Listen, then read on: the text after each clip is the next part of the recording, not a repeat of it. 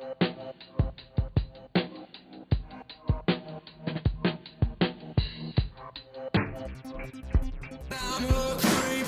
welcome to SAE Atlanta's tutorial video on the D-Command control surface. We're going to go through a lot of different things with this board, how to set up a mic, both in the OVERDUB booth that we have here at the school as well as in the control room. Go over a lot of the functionality of the board, but to start out I think I just want to kind of break it down, show the individual sections, kind of go top to bottom on the channel strips, and then we'll talk about the master main section here too. So right off the bat, looking at our channel strips that we have, right up top we have our meter displays. Right, regular volume meters just like you would see on the mix window in Pro Tools. That's the whole idea of the D-Command, is that you're pretty much looking at the mix window. So it takes Pro Tools and it turns it into a hardware mixer feeling kind of control surface. Okay? So meters up top, right below that we have the rotary encoder section. We use those rotaries for a lot of different things on this board. By default, usually we're set up for pan control, but if we go just below the encoders, we have the channel strip mode control buttons right here. So these buttons underneath the rotaries are basically establishing what it is that the rotaries are actually controlling right now. So on most of the channels right now they're set to pan. If we wanted to look at the inserts that we had, what plugins were on it, we can hit the insert button right there and it'll show us we have EQ on the first insert point, compressor on the second insert point, and you can see the LEDs kind of going a little crazy right there. They're actually showing you the amount of gain reduction that's happening right now. So we use the rotary encoders for a lot of different things, mainly pan, both looking at our insert levels as well as opening up new plugins on the channel strips, sends, both creating and controlling the level of our sends for reverbs, delays, all our time-based effects that we would be using in parallel, and a few other things too that we'll see as we kind of dig in a little bit more.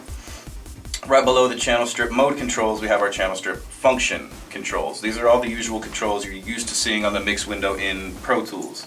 Record arming of a track, input monitoring the track, solo, mute, and then this select button right here, which could be, depending on how we have it set up, selecting the track in Pro Tools or actually focusing the channel so that we can get our plugins on the controls in the main unit here also. Moving down below that, scribble strip with the name of the track, and then automation controls right here. So if we wanted to actually automate a volume fade out or something like that, this is where we can actually change the mode of the channel to write, touch, latch, or read, right, depending on what we're trying to go for. And then on both the D-Command and D-Control, on the bottom of the section here, we actually have the modifier keys. Same things that you're used to seeing on the keyboard for a Mac. Command, Option, Control, and Shift. So if you think about how you would normally be doing something with the keyboard and mouse, you can really kind of just apply that directly to the D-Command here also. So for instance, if I held Option and clicked on a fader with my mouse, it would put that fader right back to 0, right back to Unity. I could do the same thing with the D-Command. Hold Option, touch on a fader, and it puts it right back to 0, right back at Unity.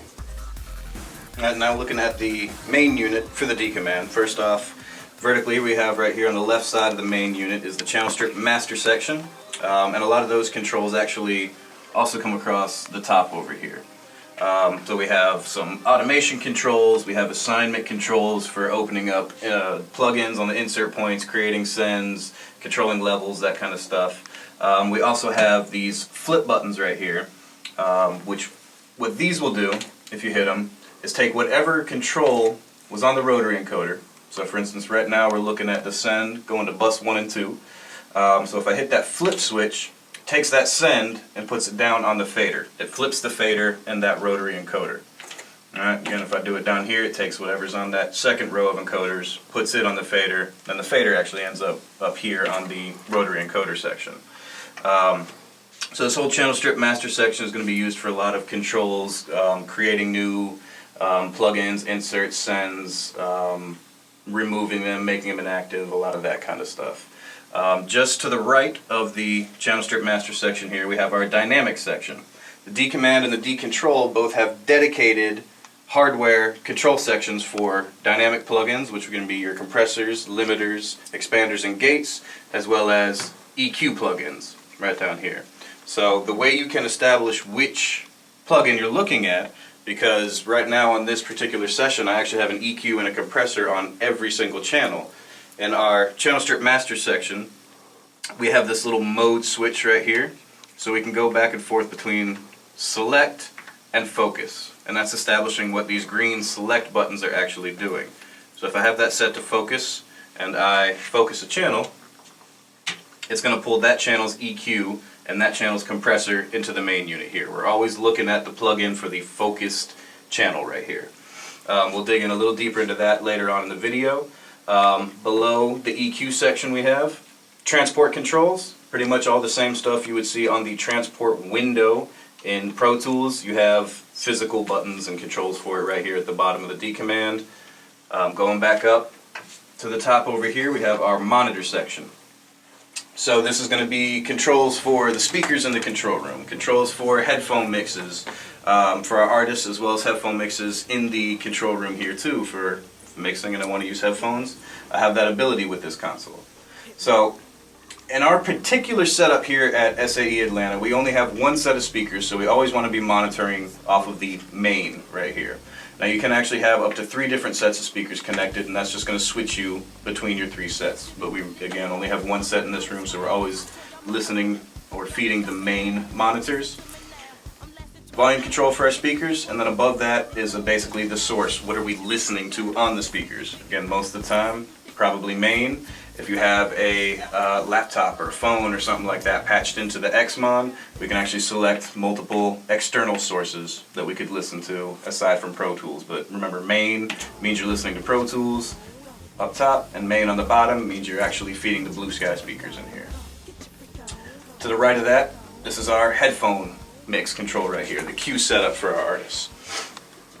So, up top, we have a lot of different Q sends that we can control, essentially.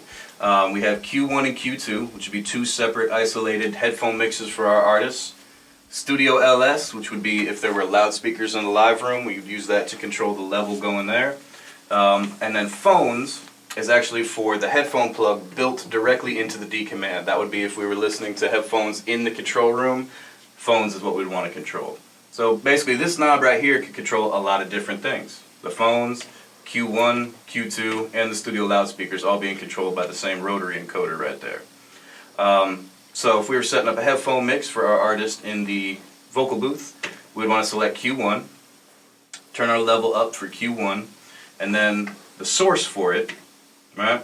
We got to look at the little scribble strip right here. If we use Q1, that means that we're using a separate send in Pro Tools, going to output 7 and 8 as our source. If we want to send the artist just a copy of the same thing that we're hearing in the control room, just keep hitting source until it says main right there. That means we're sending a copy of the main mix Pro Tools outputs to the artist in the vocal booth. And then also want to make sure we activate it. You got to make sure you actually turn on the Q mix there. And then moving over to the right, talkback. There's a talkback microphone built into the D command. So we want to make sure we're set to internal for our talkback. Turn the level up a little bit. And then I would recommend keeping auto talkback turned off. What that'll do is every time that Pro Tools is stopped, it'll automatically turn the talkback on. Can sometimes be a little more of a hassle than an ease actually. So our talkback button is actually down by the transport controls on the bottom left of the main unit.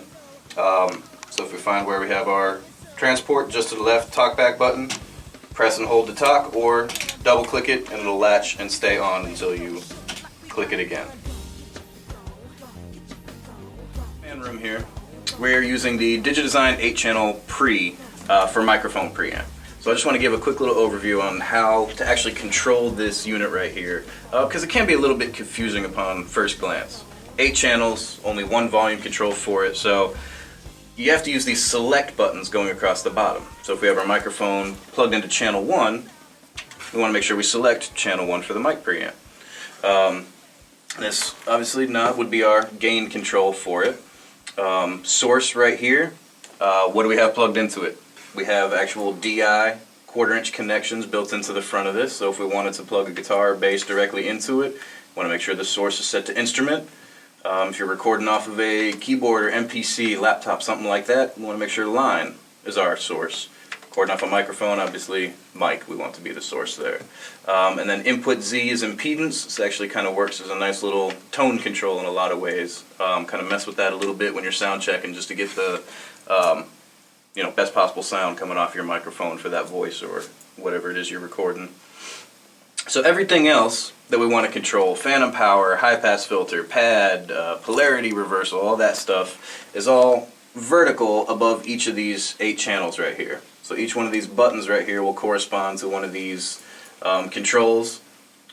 48 volt phantom power, turning the insert point for this preamp on and off, pad for the mic, phase reverse, and high pass filter all right there.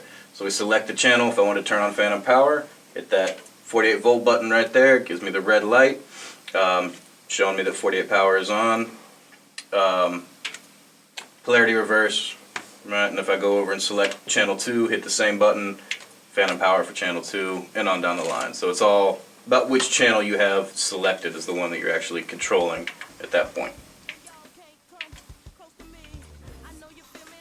Okay, so before we actually go in and plug in a mic and start recording with this console, I want to show you guys how to actually set it up in Pro Tools so that the D command is actually controlling Pro Tools, as well as that DigiDesign preamp that we looked at too. All of that can be mapped and controlled by the software. So to set this stuff up, first thing we want to do is go to the Setup menu in Pro Tools and select the Peripherals menu.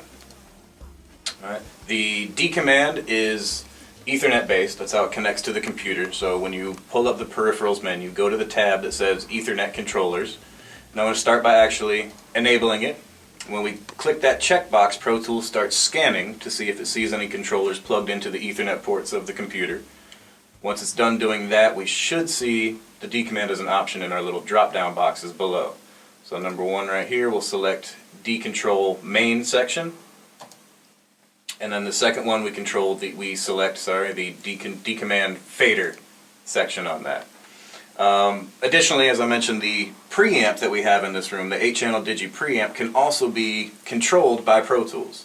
So if we click on the mic preamps tab, we'll go here and we'll select the type is the Digi Pre, that's actually the model, and then we have it connected via a MO2 MIDI Express port. That's how it actually does the control, is all through MIDI protocol. So it's going to be port 1, channel 1 for both the receive from and the send to selections on this. Okay. Once we have those two things set up, we should be good with the peripherals menu, so I'm going to hit OK. At that point, you should see the D command pop to life and actually kind of be a mirror image of what you have on the mix window in Pro Tools. But when it comes to the microphone preamp, there's still one more step that we have to do. We have to tell Pro Tools which inputs are being fed by it. So we're going to, again, go to the Setup menu in Pro Tools. This time we're going to select the I/O menu. Alright, and I/O, we have input, output, bus, insert, and mic preamps on the tab there. Since we already set up the pre, it shows up as an option, but again, we have to tell Pro Tools which inputs it's actually corresponding to. So it's actually just 1 through 8 in this room. So you click on 1 and it automatically fills that in, and that should be the last step. We hit OK here, and now both the D command and the microphone preamp should both be set up for control within Pro Tools. So now if we look at the mix window, we can see the preamp controls show up. If you're not seeing these controls that I have right here, you can actually pull up a separate little window for it. If you go to the View menu, Mix Window Views, and make sure that mic preamps is checked, then we can see all those controls. So once we select an input for a channel, for instance 1 and 2, since this is a stereo channel we're looking at right now, we select inputs 1 and 2. Since we mapped it, Pro Tools already knows that the first 2 channels of the preamp are controlling inputs 1 and 2 in Pro Tools. So now I can automatically go here, I can turn on phantom power directly from the mix window, high pass filters, switch it between mic, line, DI, all of those controls that we saw right on the front of the preamp, I can actually control right from Pro Tools now, so I never have to actually leave the mix position as I'm working. I can do everything from the software. Okay, so now when you come in to record a vocal or instrument or something like that using our OVERDUB booth here at SAE, the main thing with this room is just got to make sure you plug into the right connection. So I really want to kind of just focus on the panel that we have in here. So this little booth is actually wired into 6 different control rooms. Alright, control room number 2 is our SSL studio. Studio 3, 4, 5, and 6 are the sequencing rooms. And then control room 7 is the D command. So that's the one we're interested in using right now. So we can see them numbered 13, 14, 15, 16. Doesn't really matter which one you plug into, just remember which one you plugged into because it makes a difference when you go to patch the signal into the preamp. And then on the right hand side here, we have all the Q sends. Alright, so when we send our headphone mix out, this is where it's going to come into the booth here. So let's go ahead and plug in our headphone box using the control room 7 Q sends. Q1 and Q2 is really just left and right. It's not two different Q sends. And then we'll take our microphone and we'll just go to control 7 tie line number 13. And then at this point, as long as you've already got those connected to the headphone box and the microphone, you should be good to head back into the control room and finish setting up from there. Alright, we're back in the D command control room now. We got our microphone plugged in and we got our headphone box plugged in. But now we need to patch the microphone signal into the preamp. So on the right side of the patch bay, we're looking for OVERDUB 3 tie lines. On the patch bay, they're actually labeled 1, 2, 3, and 4, but 1 actually corresponds to tie line as it's labeled in the booth 13, 2 to 14, 3 to 15, 4 to 16. So just going to go ahead and patch from number 1, because we were in tie line 13, and bring it down to the pre-mic input number 1. And that should really be the only patching that we have to do as far as the headphone mix, the Q send, all that is normaled on the patch bay. This should really be the only patch that we'll have to make to record this microphone today. So now that we've got the microphone patched into the preamp, now it's time to actually set our inputs in Pro Tools and arm the track for recording so that we can set our level on the preamp. So on the D command, pretty much everything we can do with the keyboard and mouse, for the most part, we can do right on the control surface itself. So we can actually set the input for our vocal track that we have right here using our rotary encoders. So if we go to our channel strip master section, right above the monitor section here, we have a little square called the assign section. So what we want to assign right now is the input to the track. We patched it into microphone preamp input number 1, which is going to come to Pro Tools input 1. So we want to make sure we assign input, and then we're going to go over to our vocal track here, and on the rotary encoder right here is where we're actually going to assign which input from the interface we want for this microphone. So since I've already turned on the assign inputs button, I can go ahead and start turning the knob here, and I can select either a bus or interface or no input. Since we're using an external sound source, a microphone, we want interface as our selection.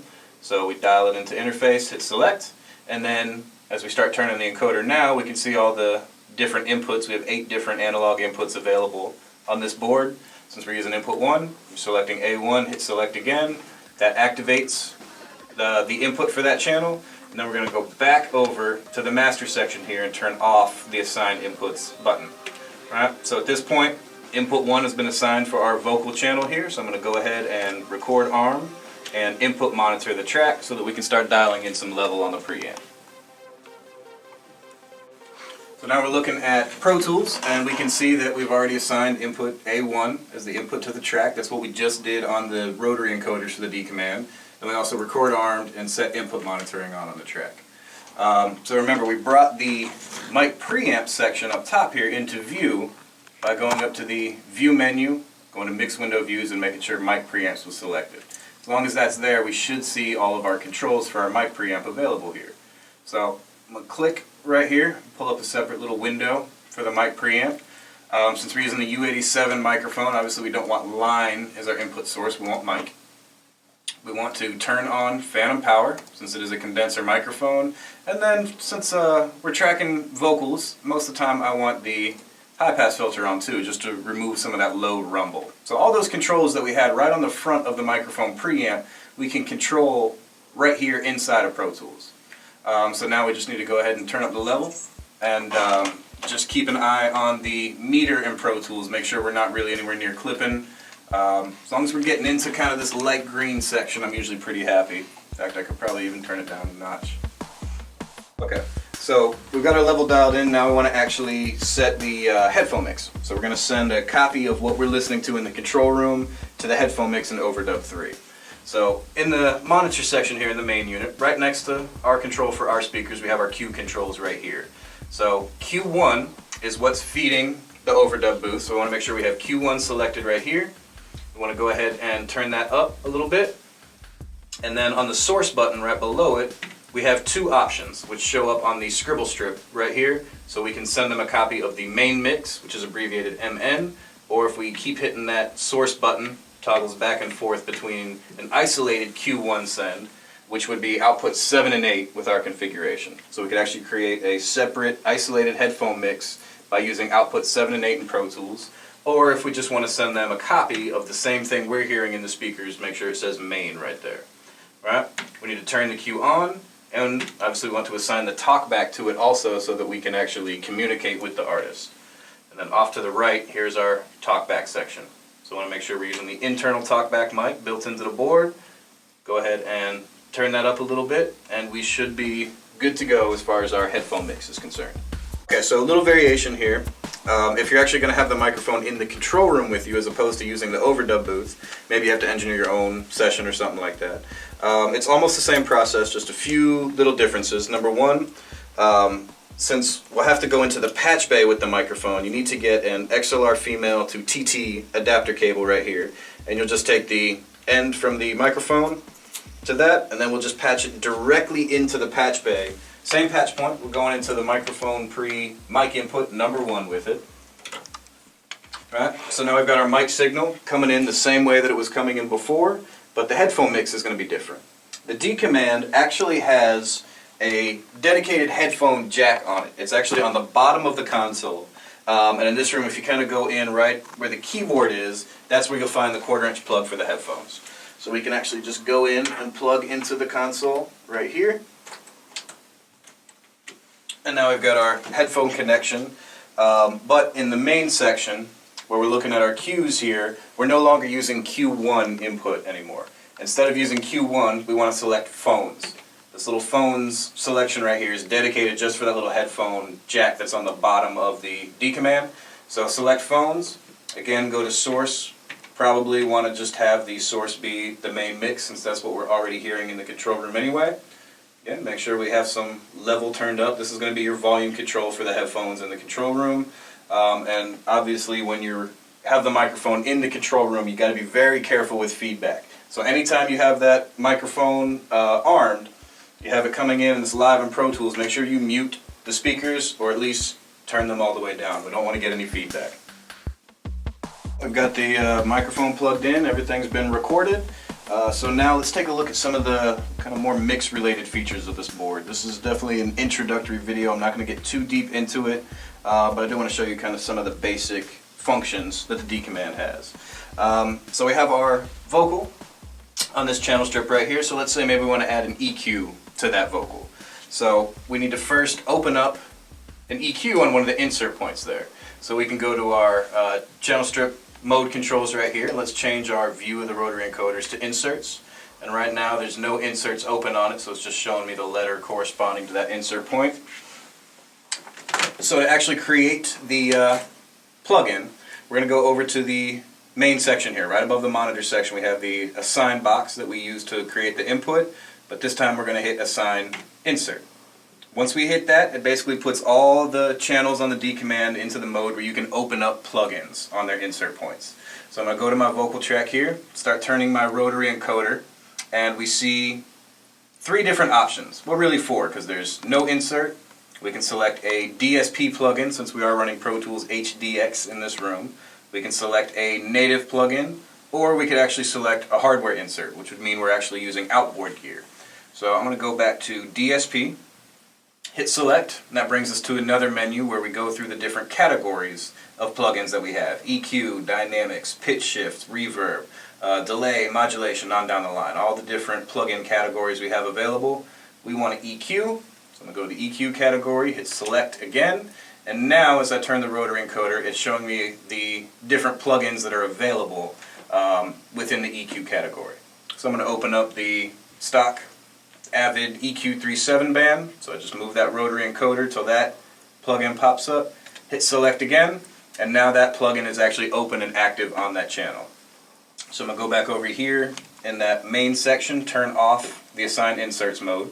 So now we can go back to actually seeing the insert points, and we can see that the EQ37 band is on the channel.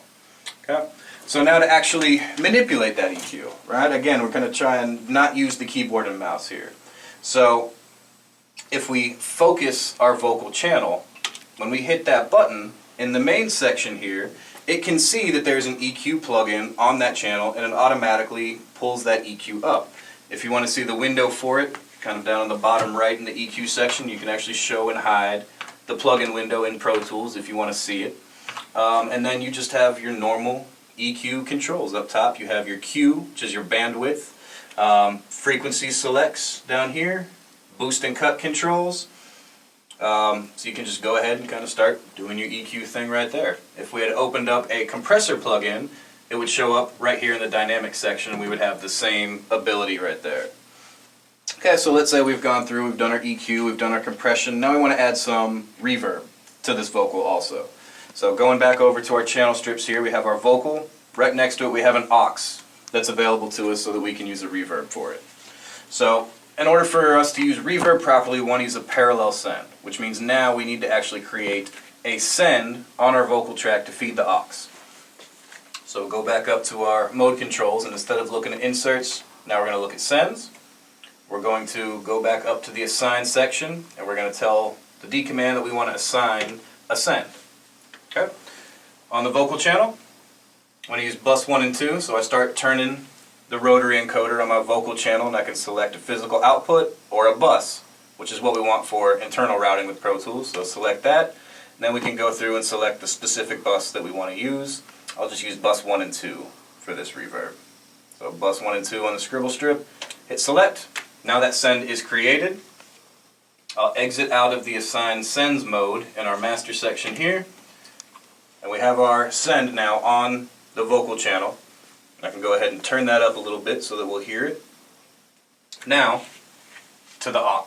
Right? On the aux channel, now we need to select bus 1 and 2 as the input to that aux, and we need to actually open up a reverb plugin on it.